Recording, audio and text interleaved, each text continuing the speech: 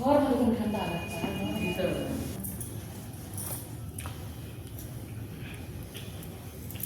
बोलिए प्रेम से श्री सद्गुरु महाराज की जय। सत्संग योग भाग 1 अध्याय 12। जो किसी से द्वेष नहीं करता, जो सब भूतों के साथ मित्रता से बरतता है, जो कृपालु है, जो ममत्व बुद्धि और अहंकार से रहित है, जो दुख और सुख में समान एवं क्षमाशील है, जो सदा संतुष्ट, संयमी तथा दृढ़ निश्चयी है, जिसने अपने मन और बुद्धि को मुझ में अर्पण कर दिया है, वह मेरा कर्म योगी भक्त मुझको प्यारा है। जिससे न तो लोगों को क्लेश होता है और न जो लोगों से क्लेश पाता है, ऐसे ही जो हर्ष और क्रोध, भय और विषाद से अलिप्त है, मुझे प्रिय है। मेरा वही भक्त मुझे प्यारा है कि जो निरपेक्ष, पवित्र और दक्ष है, अर्थात किसी भी काम को आलस्य छोड़कर करता है, जो फल के विषय में उदासीन है, जिसे कोई भी विकार डिगा नहीं सकता, और जिसने काम में फल के सब आरंभ यानी उद्योग छोड़ दिए हैं, जो न आनंद मानता है, जो न द्वेष करता है, जो न शोक करता है और जो न इच्छा रखता है, जिसने कर्म के शुभ अशुभ फल छोड़ दिए, वह भक्तिमान पुरुष मुझे प्रिय है। जिस शत्रु और मित्र, मान और अपमान, सर्दी और गर्मी, सुख और दुख समान है, और जिससे किसी में भी आसक्ति नहीं है, जिसे निंदा स्तुति दोनों एक सी है, जो मितभाषी है, जो कुछ मिल जावे उसी में संतुष्ट है, एवं जिसका चित्त स्थिर है, जो अनिकेत है, अर्थात जिसका कर्म फलस्वरूप ठिकाना कहीं भी नहीं रह गया है, वह भक्तिमान पुरुष मुझे प्यारा है।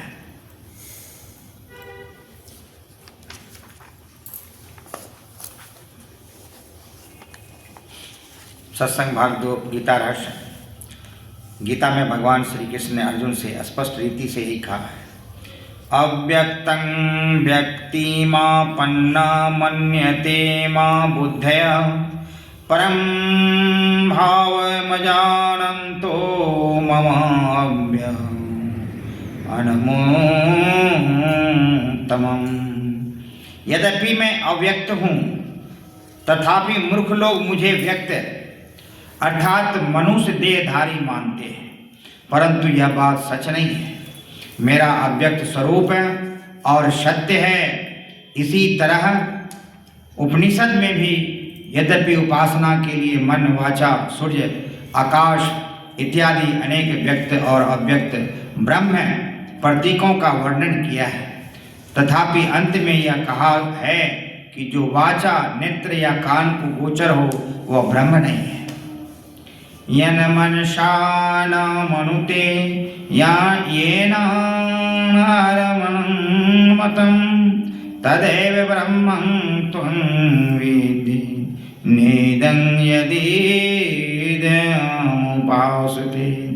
मन से जिसका मनन नहीं किया जा सकता, किंतु मन ही जिसकी मनन शक्ति में आ जाता है, उसे तू ब्रह्म समझ। जिसकी उपासना प्रतीक के तौर पर की जाती है, वह सत्य ब्रह्म नहीं। नेति नेति सूत्र का भी यही अर्थ है। मन और आकाश को लीजिए,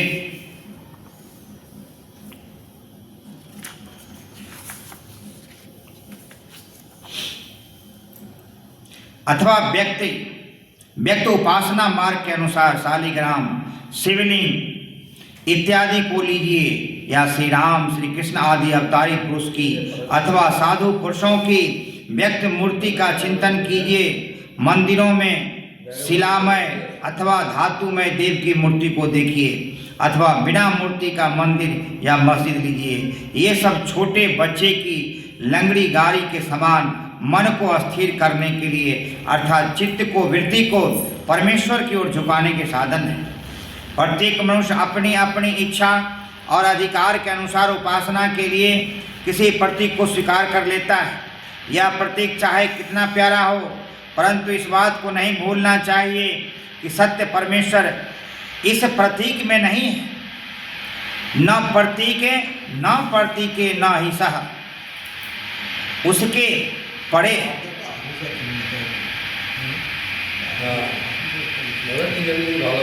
यह मनुष्यों की अत्यंत सोचनीय मूर्खता का लक्षण है कि वे इस सत्य तत्व को तो नहीं पहचानते कि ईश्वर सर्वव्यापी, सर्वसाक्षी, सर्वज्ञ, सर्वशक्तिमान और उसके भी परे अर्थात अचिंत्य है, किंतु वे इस नाम रूपात्मक व्यर्थ अभिमान के अधीन हो जाते हैं कि ईश्वर ने अमुक समय, अमुक देश में, अमुक माता के गर्भ से अमुक वर्ण का, नाम का या आकृति का जो व्यक्त स्वरूप धारण किया वही केवल सत्य है, और इस अभिमान में फंसकर एक दूसरे की जान लेने तक को उतारू हो जाते हैं। स्मार्थ मार्ग में चतुर्थाश्रम का जो महत्व है वह भक्ति मार्ग में अथवा भागवत धर्म में नहीं, वर्णाश्रम धर्म का वर्णन भागवत धर्म में भी किया जाता है, परंतु उस धर्म का सारा दार मदार भक्ति पर ही होता है। इसलिए जिसकी भक्ति उत्कट हो वही सबसे श्रेष्ठ माना जाता है, फिर चाहे वह गृहस्थ हो, वानप्रस्थ या वैरागी हो। इसके विषय में भागवत धर्म में कुछ विधि निषेध नहीं है। जिसकी बुद्धि सम हो जावे वही श्रेष्ठ है, फिर चाहे वह सुनार हो, बरही हो, बनिया हो या कसाई। किसी मनुष्य की योग्यता उसके धंधे पर, व्यवसाय पर या जाति पर अवलंबन नहीं, किंतु सर्वथा उसके अंतःकरण की शुद्धता पर अवलंबित होती है। बोलिए प्रेम से श्री सद्गुरु महाराज की जय।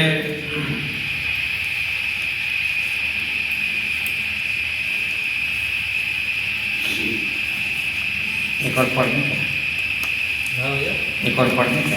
पढ़िए ना, पढ़िए तो क्या सर।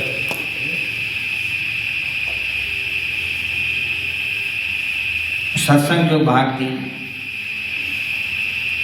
शब्दाद्वैत शब्द ही विश्व का कारण है। श्रुति भगवती स्पष्ट रूप से कहती है, वागेवार्थं पश्यति वाग्रभवीति, वागेवार्थं सन्निहितं सन्तनोति, वाचैव विश्वं बहुरूपं निबद्धं, तदेतदेकं प्रविभज्योपमुक्ते।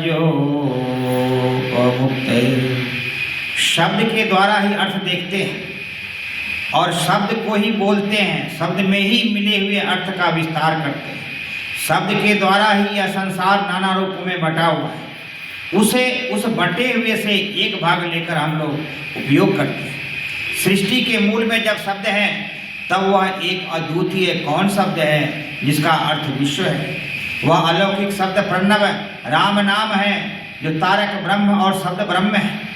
इस कलिकाल में श्री स्वामी रामानंद जी महाराज शब्दाद्वैतवाद के प्रखर और प्रबल आचार्य हुए। उन्होंने पतितों के उद्धार के लिए सुरति शब्द जोग चलाया, स्वामी जी के राम नाम का भजन सिखलाया। प्रसिद्ध है शंकर स्वामी गान सिखायो, रामानुज परिपत्ति, विष्णु स्वामी सेवा पूजा, निम्बारक आसक्ति, सेवक सेव्य भाव बतलायो, मधुकर कैरव चंद, राम नाम को भजन सिखाओ, स्वामी रामानंद। इसी शब्दाद्वैती संप्रदाय के रत्नमान शकार गोस्वामी जी भी हैं। वे राम नाम रूपी शब्द ब्रह्म को निर्गुण ब्रह्म और सगुण ब्रह्म दोनों से ही बड़ा मानते हैं। निर्गुण ते यही भांति बर, नाम प्रभाव अपार, कहु नाम बर राम निज विचार अनुसार। यह संतों का मत है। मजहब सीना है, सफीना नहीं। यह डॉक्ट्राइन ऑफ द हार्ट है, डॉक्ट्राइन ऑफ द हेड नहीं। यह दिल का दर्द है, आत्मानुभव की चीज है, कथनी में नहीं आ सकती। यह ऐसा पवित्र सिद्धांत है जो वैज्ञानिक सत्य की तरह प्रत्यक्ष अनुभव द्वारा प्रमाणित होता आया है। संसार में कोई भी पंथ नहीं है, मजहब नहीं, संप्रदाय नहीं, जो इस सिद्धांत को न मानता हो, सबने इसका आश्रय लिया। ईसाई, मुसाई या कुरान शरीफ आदि शब्द ब्रह्म ही के तो प्रतीक हैं। सूफियों का इसमें आजम गुहियाति गुह तत्व राम नाम ही तो है। अपने यहाँ देखिए सत्ता द्वैतवादी शंकराचार्य, श्री रामानुचार्य आदि एवं विज्ञानाद्वैतवादी भगवान बुद्ध दोनों को प्रणव स्वीकार है। स्मार्ट मंत्रों के दो आदि में बीज रूप से ओंकार होता ही है और बौद्ध धर्म के जितने पूजन पाठ के मंत्र हैं सब में ओम लगा हुआ है। मीमांसक लोग इस सिद्धांत को मानने के लिए बाध्य है क्योंकि बिना इसके सहारे वेद का अपौरुषेय होना सिद्ध नहीं हो सकता। उनको भी दबी जुबान से कहना पड़ता है कि शब्द वर्णों के द्योतक हैं, वर्ण नित्य हैं, है ही अतएव शब्द नित्य हैं। मांडूकोपनिषद की प्रणव अवैक स्त्री धात विद्यतः वाच्य मुदगीत मुपाम सराव चिक्रे, एक प्रणव का 3 तरह से भाग हुआ, उसी से शब्द और उद्गीत की उपासना की गई आदि श्रुतियाँ द्रष्टव्य हैं। महावैकारण पाणिनि ने तदशिष्यं संज्ञा प्रमाणत्वात् इस सूत्र में प्रतिपादित किया है कि शब्द व्यवहार अनादि और नित्य हैं। वैयाकरण व्याडी ने अपने ग्रंथ संग्रह में जो अब प्राप्त नहीं है शब्दाद्वैत पर गंभीरतापूर्वक एवं सफलतापूर्वक विचार किया। वैयाकरण कात्यायन एवं पतंजलि ने उसी ग्रंथों से अपने ग्रंथ में सहायता ली और इस विषय को चमत्कृत किया है। बोलिए प्रेम से श्री सद्गुरु महाराज की जय।